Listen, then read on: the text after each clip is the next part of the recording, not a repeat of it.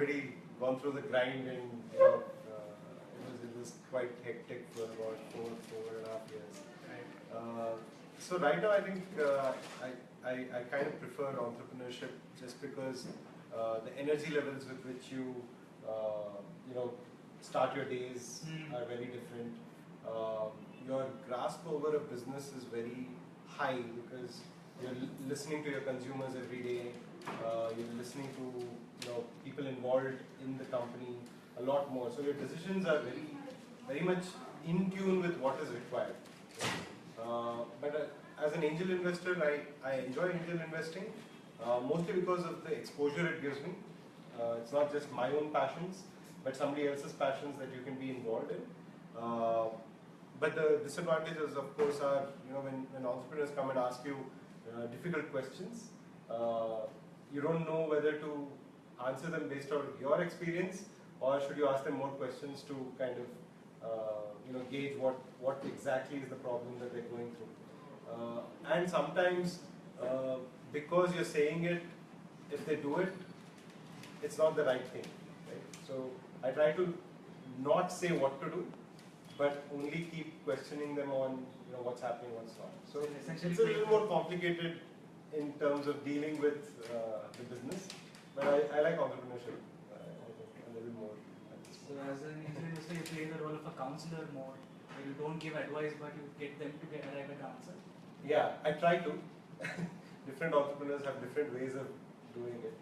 Some entrepreneurs want an answer from you, so those are the difficult ones to deal with.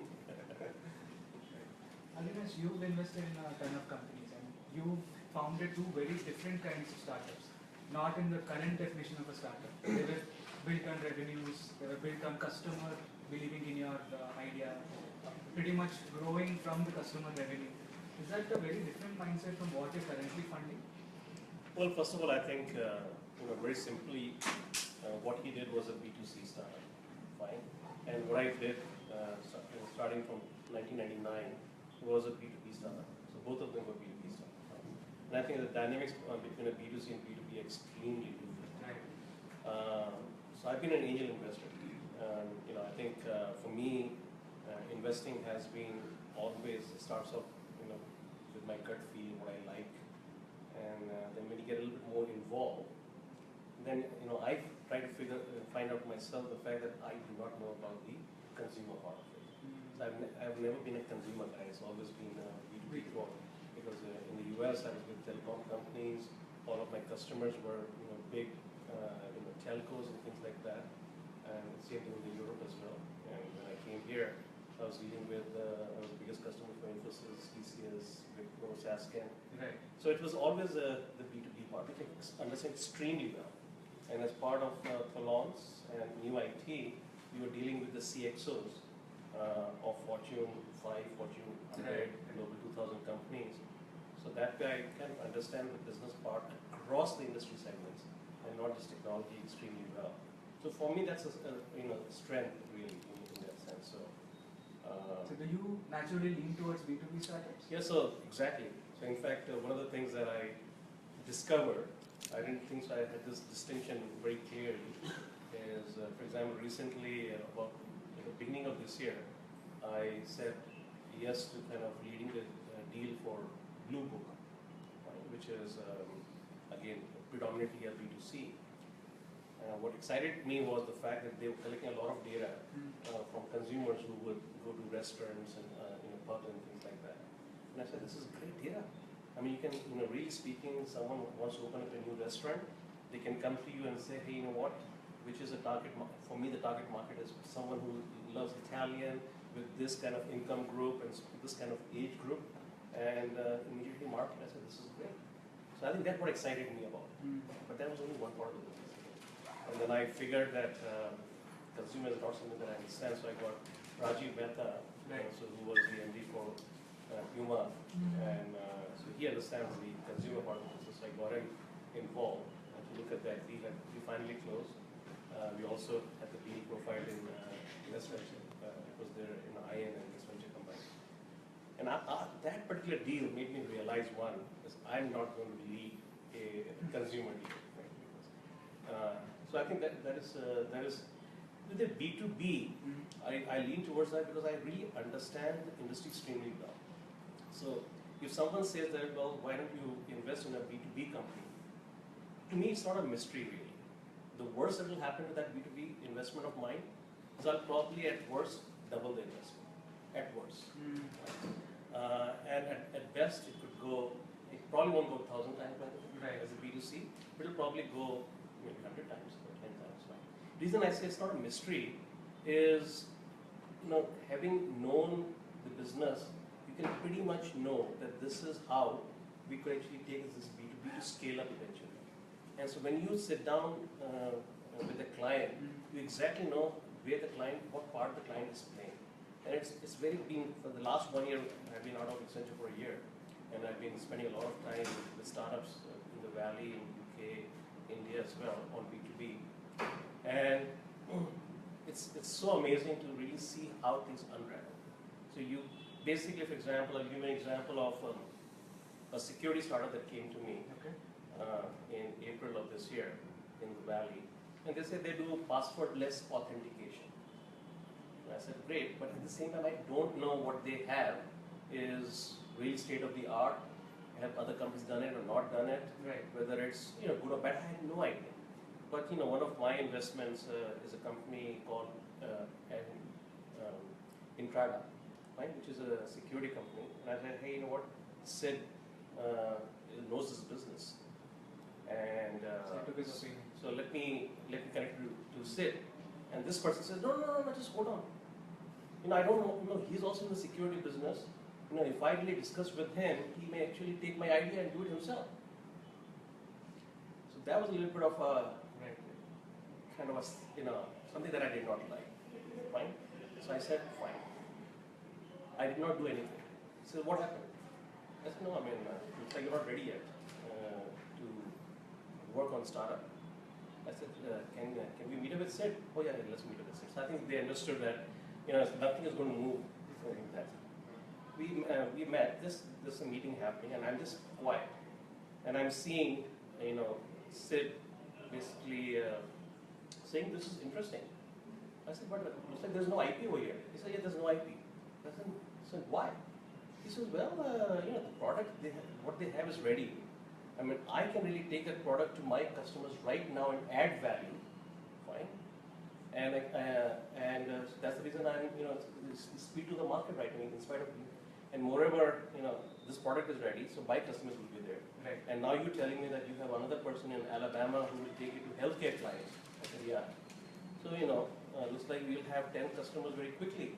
And that was more my ideas. Once you have 10 customers quickly, I can then basically, these guys can then be taken to Visa as a company, because I have connected with the CEO and the CIO there. And then you can put the solution in even a company like Visa. So in this thing I can say, previously used to take 2.5 years or whatever it is. Today I can see the initial POC happening with initial clients in 2-3 months, and connecting it to a tier 1 company like a Visa in a course of 9 months itself. Right. And if you were to look at the fact that you've had 10 customers plus Visa is also ready, and if you turn around and then go for funding for this, the kind of evaluation that they will get and the funds they will get is very, very high. Makes sense. So now all of this stuff, again, the Visa stuff hasn't happened, but all of this stuff was kind of almost, you can imagine this stuff in the first meeting itself. Right? So that's why I'm saying it's not really a mystery. So B2B is more of a common question for both of you. You can probably start. As an angel investor, when a startup approaches you, what are the 3 things that you're going to look for? As per, do you follow an investment thesis, or do you look at startups individually on a case-by-case basis and say, I like this particular thing because of my understanding? How do you approach that? So, both approaches, right? So, there are thoughts that I already have. You can't stop thinking. So, there are ideas, there are things that I myself would have wanted to do. Right? That's one bucket. And then there are surprises. Some entrepreneur comes up with something that you haven't thought of at all. So there are enough of both, right? And then when they come, if it's already fitting into what I've thought, then they get a kind of preference because they're thinking on the same lines. Maybe a little bit of tweaking here and there about the idea. So I think there are both, right? What I look for in the entrepreneur is whether it's in either bucket, the entrepreneur has to be extremely energetic. He needs to be able to communicate what he's thinking. Because what I've seen is, even when me and Raghu were leading Taxi for Sure, every time we were confused about something, the whole company was confused about it, right? Every time we were very clear in what we wanted to achieve, the whole company was very clear. So if the entrepreneur who's sitting across the table cannot crystal clear tell me what he is trying to solve, he will never be able to communicate to his team as to what he's going to go and solve. And hence, he has to be extremely energetic because he passes on the energy to the team.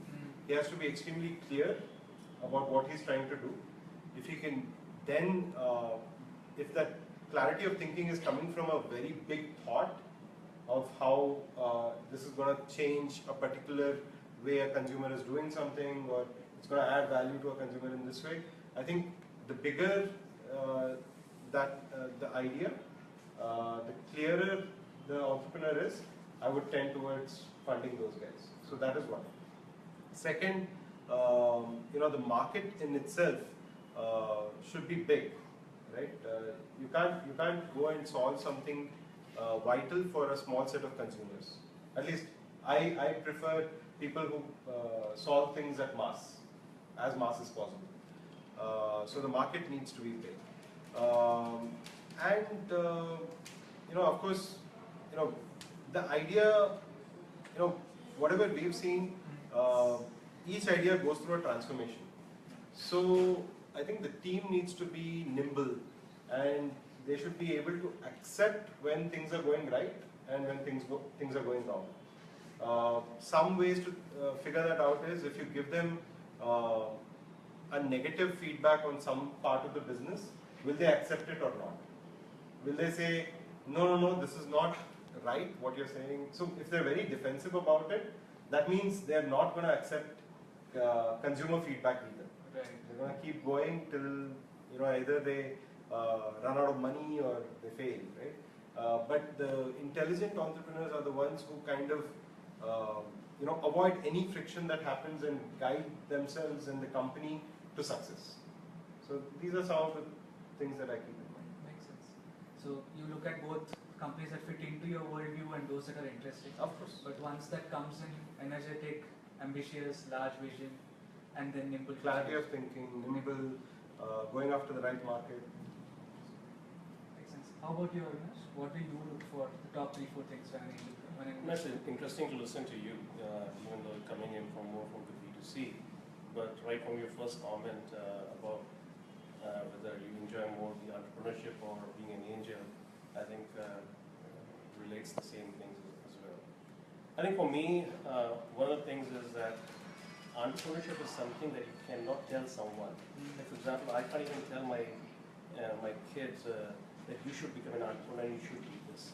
Because it's such a tough game, and every day you learn, every day you act essentially. That if it's not a passion, if the passion is not there within an entrepreneur from themselves, it will never work. So it has to be very, the passion has to be there. So exactly, if the passion doesn't come out, the clarity doesn't come out, and it is an issue.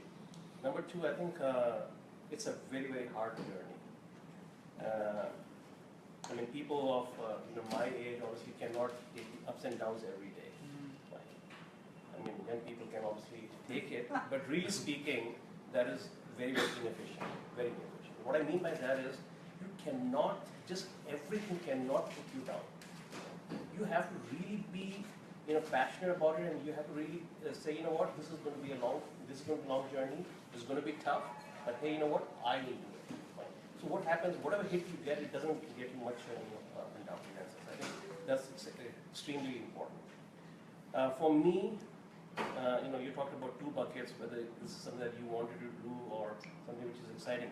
For me, again, I think first of all, I have done investments based on just the entrepreneur itself. And so one of my early investments again was on InstaHealth. You know, Ramesh Imani, he used to be the president for the engineering services division of Wipro. Right? So he started InstaHealth, and while he was starting InstaHealth, before that he didn't even know what he was going to do. But I already told him, whatever you're doing, I'll invest in it. And so he did that. He went through tough times, but I think he's been my first exit really. Okay. And not bad. I got at least 5 times of my investment into him. So that was so that bet worked out very well. So I think one of the things is I do bet on the entrepreneur. The second thing is really you look at the idea itself, but then again you're going back to the entrepreneur itself as to idea is great, but is the entrepreneur good? But more than entrepreneur, I think it's the team also. And one other thing which is really something that breaks this thing is if the chemistry is not there between the people. Right. I mean, it is something that can never be worked out. Never be worked out. If it is bad, it is a complete no-no. Don't even think about putting things in place to see if it can be worked out. Because chances are the chemistry may not work out, even though you think everything is fine the day one. It normally will not work out. How do you test for that? How do you test for that? I mean, you really look at the body language and other things. I mean, even the security company that I was looking at right now. I mean, I'm glad that I came to know about it very quickly. The other co-founder of this person basically came up with the fact that his wife also wants to be involved in this and wants actually a certain role and so on and so forth. And I said, this is a no-no. Because I'm having a discussion between the two of you and you are introducing the third person. I simply said that, I don't really want to now convince him about this wife or no wife. I say, this is more than enough, so I'm not doing it with you. So if you're the co-founder is part of this thing, I'm not doing it with you. And so some ways to just identify early stages of conflict between founders. Right? You could actually assess. So you know the equity split between the founders, and when you're talking to both of them together or 3 of them together, you know who's the loudest. Okay, who's the guy who's communicating everything? Does he have more say as well as work? And then is the work equally split and one guy is really louder than the other? Right. Maybe a conflict later. If the guy who's louder has lesser equity, obviously there's going to be a conflict. Things like that you'll have to read through. And in terms of thought, when you ask a question to both the entrepreneurs or 3 of the entrepreneurs, are they aligned? Is the other guy, even when they're misaligned, is the other guy willing to look at that view? Yeah, look at that view and then contribute together? Or are they? So various of these things kind of give you hints. Right. It will never be obvious. Right. On that topic of being more intuitive, I think one of the underappreciated roles an angel plays, because it's an early stage investment, is that you almost become the mentor or a coach by de facto standards, because that's the time when the uncertainty is the highest. That's the time when they don't know whether it's going to succeed or fail. That means there's going to be a lot of stress on the personal side too, whether it's a marriage, whether it's a relationship. Times are tough. So do you even get involved in that? How does an angel investor play that role? Well, so far, I've been angel investing only for 1.5 years. So far, nobody's come to me with personal problems. So I can't speak of experience. But I have, when we were running Taxi Pressure, I think there were 1 or 2 instances where I would go and just share with a friend or a couple of guys who I used to speak to, and it wasn't for advice. Right. It was just to share and share, right? Because a person in that situation can't think clearly. That's about it. No matter how worldly wise you are, put in a situation you can't think of all that. You can't be objective about your own problems. Yes, absolutely. So I think that kind of a role an angel would play. There have been people who play that.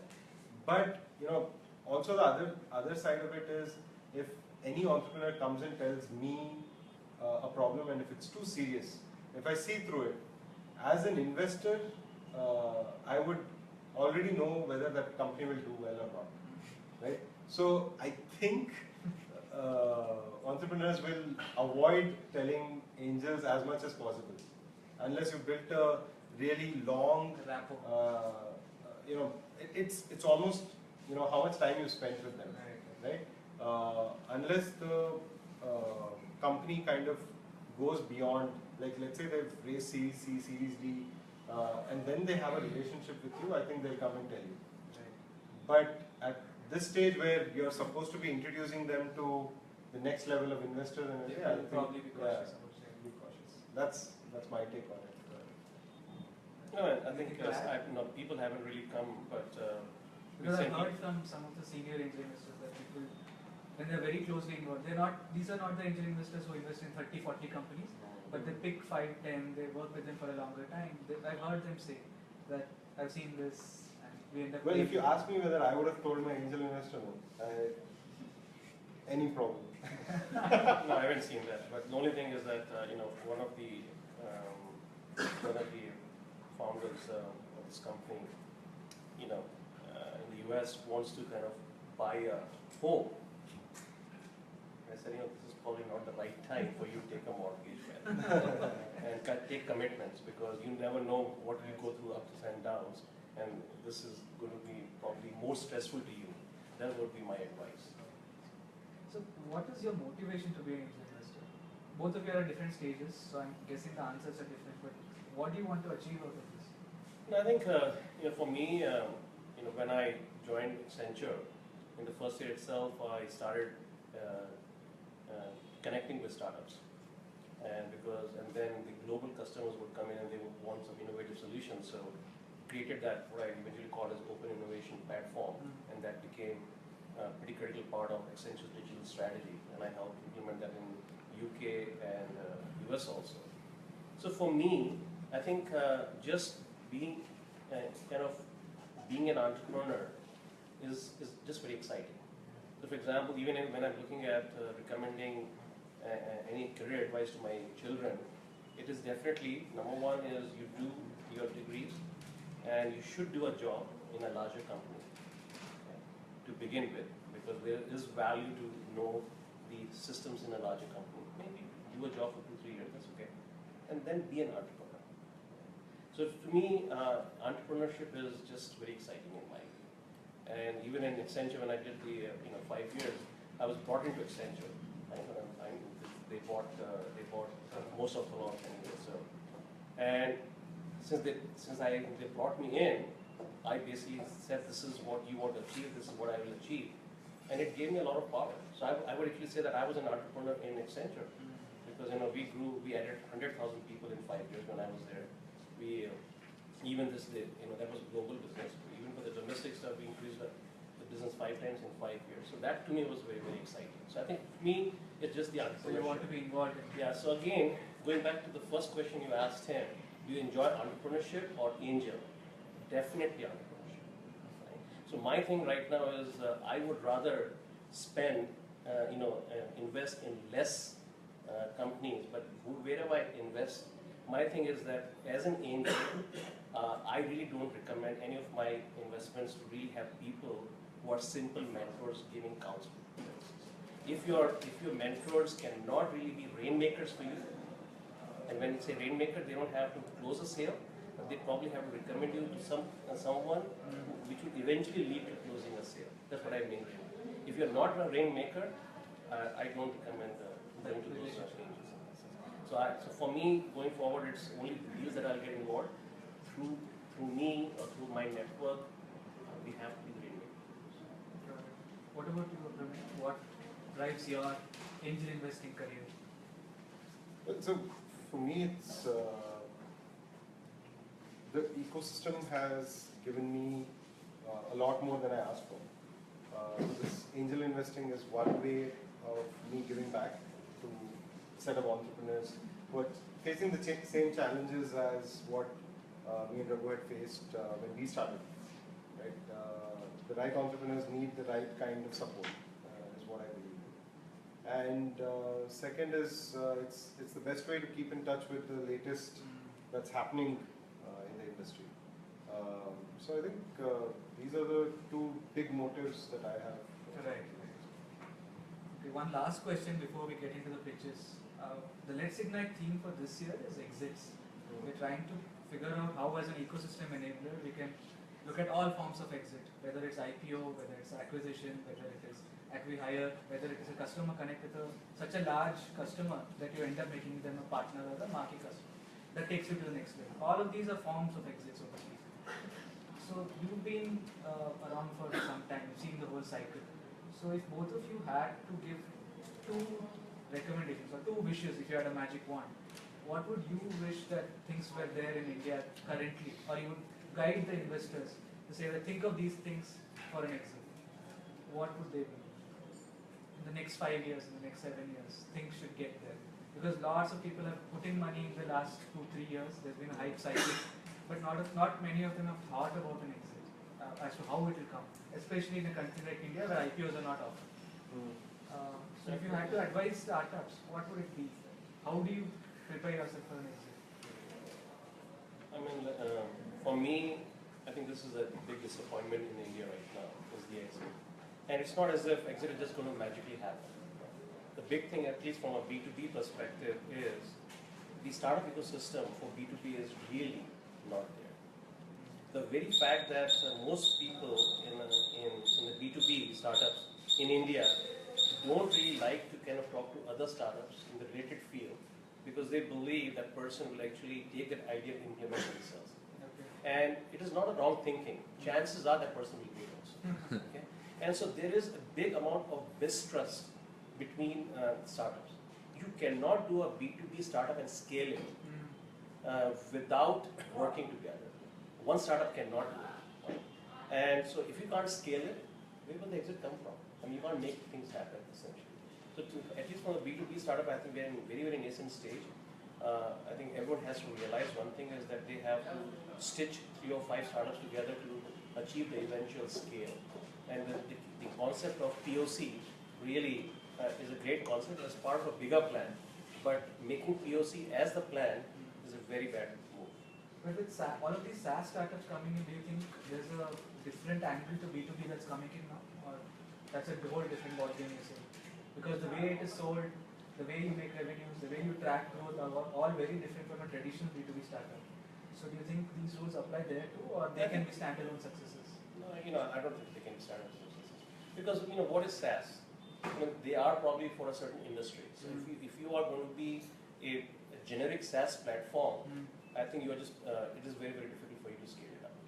And chances are, if you really have something which is very good, then you should probably be partnering with some of the larger players like the Microsoft, the Oracle, the SAP, to kind of make your SaaS platform as part of their platform. Right. And if you think, well, these guys already have it, then who's going to use your platform in that sense? So I think for SaaS, I really see there's an issue and most of the VCs and angels in India right now, I don't think so can address the issue with SaaS. Because I've talked to quite a few companies who are in SaaS, who are doing well, who are invested by some of the top VC companies, we all know the names, and they're struggling right now. In fact, the market really is not in India for them. Yeah. The market is in the US. Okay. So if the market is in the US, then the fact is that is one of the co-founders living in the US or not. And in my view, a B2B startup, at this point, the market is in the US, and if one of the co-founders is not living in the US, it's going to be extremely difficult for that startup business. Makes sense. Yeah, so I think there's generally an attitude in the ecosystem that I will build rather than buy, in general, right? So if that kind of changes, because if there are valuable companies which have built something over 1, 2, 3 years, and unfortunately, let's say they're not getting funded, or various other market parameters are defining their future. As a bigger company which has kind of attracted the funding that they wanted to, I would say, respecting what these guys have done. I'm not saying the bad companies, I'm saying the good companies at least for their team, their product, their efforts, and absorbing them, and hence becoming, a better company, a much more innovative company, which is encouraging innovation in their fields. I think that, in general, if the attitude kind of changes, that will lead to a lot more exits. So I'm not saying a good or bad exit. Right. I'm just saying a lot more exits where all the founders will be able to at least get absorbed somewhere and then contribute to the larger perspective. Right.